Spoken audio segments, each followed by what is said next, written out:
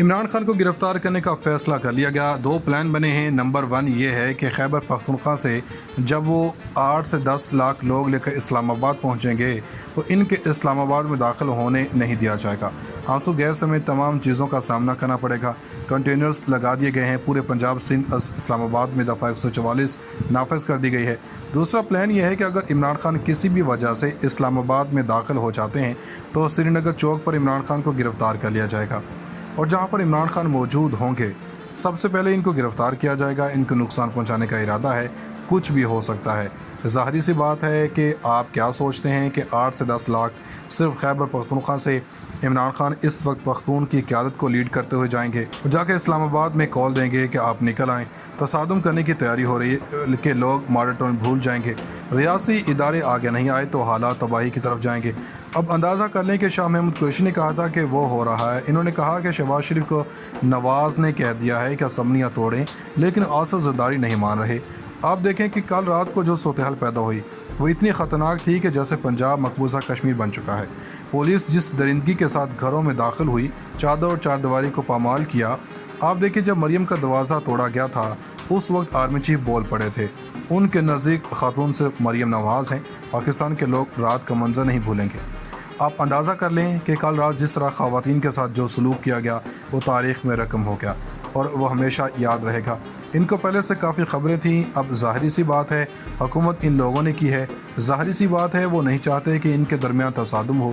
انہوں نے P T I leaders کو انفارم کرنا شروع کر دیا۔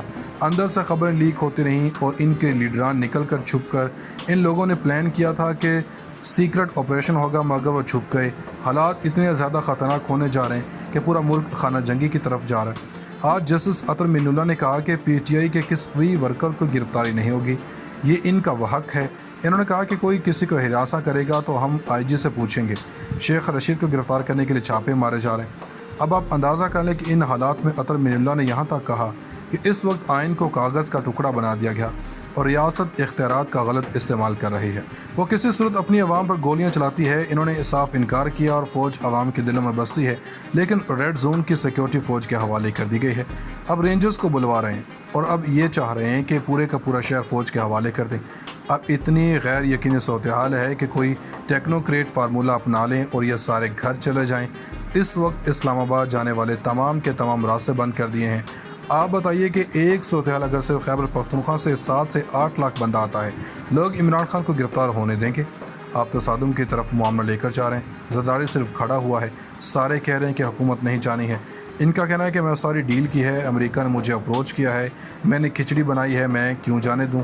اب اس کو پتہ ہے کہ پنجاب کے اندر تصادم ہوتا ہے تو سارا الزام ہوتا ہے، سارا الزام رانا سنالا پر جائے گا۔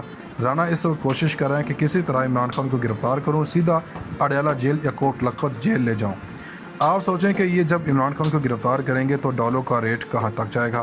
اس وقت اسٹاک ایکسچینج کریش کر جائے گی۔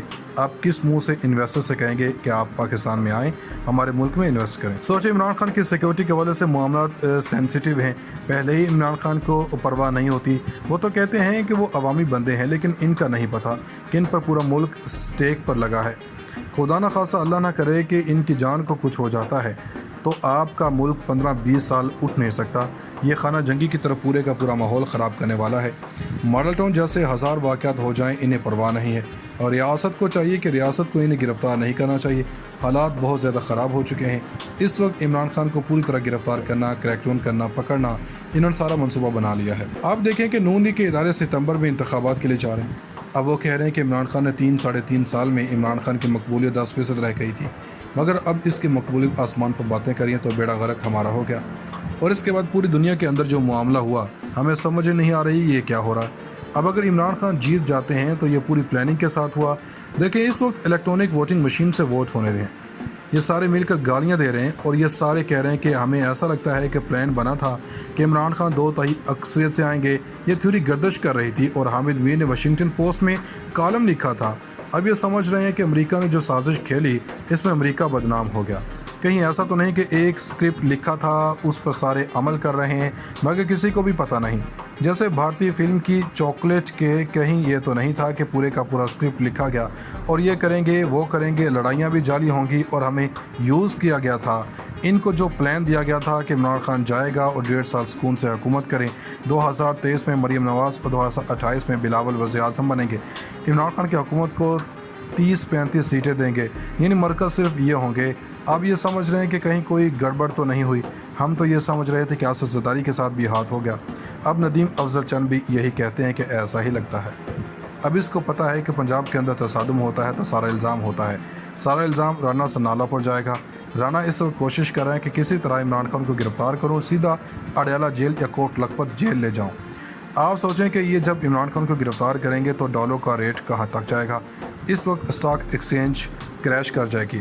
آپ کس منہ سے انویسٹر سے کہیں گے کہ آپ پاکستان میں آئیں، ہمارے ملک میں انویسٹ کریں؟ سوچیں عمران خان کی سیکیورٹی کے حوالے سے معاملات سینسیٹیو ہیں، پہلے ہی عمران خان کو پرواہ نہیں ہوتی۔ وہ تو کہتے ہیں کہ وہ عوامی بندے ہیں، لیکن ان کا نہیں پتہ کہ ان پر پورا ملک سٹیک پر لگا ہے۔ خدا نہ خواستہ اللہ نہ کرے کہ ان کی جان کو کچھ ہو جاتا ہے تو آپ کا ملک 15-20 سال اٹھ نہیں سکتا۔ یہ خانہ جنگی کی طرف پورے کا پورا ماحول خراب کرنے والا ہے۔ ماڈل ٹاؤن جیسے 1000 واقعات ہو جائیں، انہیں پرواہ نہیں ہے، اور ریاست کو چاہیے کہ ریاست کو انہیں گرفتار نہیں کرنا چاہیے۔ حالات بہت زیادہ خراب ہو چکے ہیں۔ اس وقت عمران خان کو پوری طرح گرفتار کرنا، کریک ڈاؤن کرنا، پکڑنا، انہوں نے سارا منصوبہ بنا لیا ہے۔ آپ دیکھیں کہ نون لیگ کے ادارے ستمبر میں انتخابات کے لیے جا رہے ہیں۔ اب وہ کہہ رہے ہیں کہ عمران خان نے 3-3.5 سال میں عمران خان کی مقبولیت 10% رہ گئی تھی، مگر اب اس کی مقبولیت آسمان پر باتیں کری ہیں تو بیڑا غرق ہمارا ہو گیا۔ اور اس کے بعد پوری دنیا کے اندر جو معاملہ ہوا، ہمیں سمجھ نہیں آ رہی یہ کیا ہو رہا ہے۔ اب اگر عمران خان جیت جاتے ہیں تو یہ پوری پلاننگ کے ساتھ ہوا۔